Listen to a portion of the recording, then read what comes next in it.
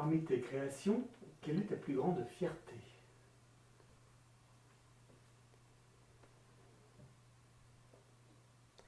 Je me qualifie pas du tout comme quelqu'un de créatif. Du coup, c'est difficile de répondre à cette question.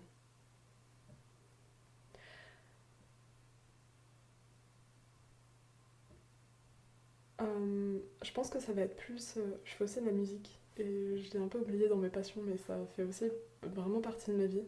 Euh, D'avoir réussi à ne jamais arrêter la musique. Euh, je pense que je suis assez fière de ça. Alors, je suis pas du tout douée dans ce que je fais, euh, vraiment pas. Euh, mais j'aime beaucoup. Et je suis pas du tout créative, j'arrive rien à créer. Vraiment, je lis une partition et je la prends et je la joue, mais j'ai beaucoup de mal à créer. À la limite, plus mettre des intentions, des choses comme ça, mais ça va pas beaucoup plus loin que ça. Euh, ouais, je dirais avoir réussi, malgré le fait que j'étais pas très bonne, à ne jamais arrêter la musique. Voilà. Et quel instrument tu joues et qu'est-ce que ça t'apporte? Je joue du violon, du coup. Dans la catégorie rigueur, on est bien aussi. Euh, Ce que ça m'apporte, bah, en fait, j'ai une professeure qui est vraiment extraordinaire, euh, qui est presque maintenant une amie. Enfin, vraiment, c'est dans l'image des mentors, une femme qui fait vraiment partie des mentors de ma vie. Euh, c'est Ce que ça m'apporte, ça m'a beaucoup aidé sur comprendre qu'en travaillant, on arrivait à avoir quelque chose et qu'en travaillant plus, on arrivait à avoir plus. Parce qu'en musique, si on travaille pas, il se passe rien.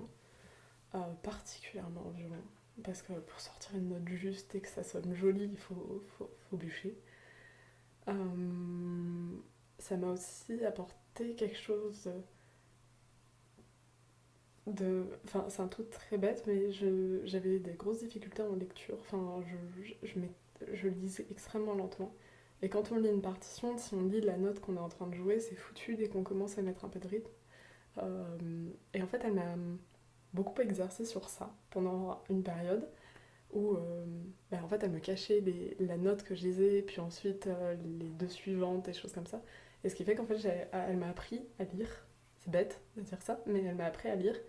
Et en fait, ce qui, je pense, a débloqué beaucoup de choses par la suite, parce que pendant les études, si j'avais lu comme je lisais avant, je pense que j'aurais mis encore plus de temps et que ça m'aurait demandé encore plus de travail. Et donc je pense qu'elle a débloqué quelque chose vraiment hyper important et qui m'a énormément aidé par la suite. Et aussi le fait de jouer en groupe. On a fait un petit peu d'orchestre, enfin un petit peu, non, beaucoup en fait, d'orchestre en groupe. Et j'aimais beaucoup le fait de monter un travail tous ensemble. Où si toi t'as pas bossé ta partition, tu plantes tout le monde. Parce que tu commences à jouer faux. Bon, on n'est pas des professionnels, donc tout le monde. Ça influe sur tout le monde, quoi. Et ouais, ça. Donc plein de choses.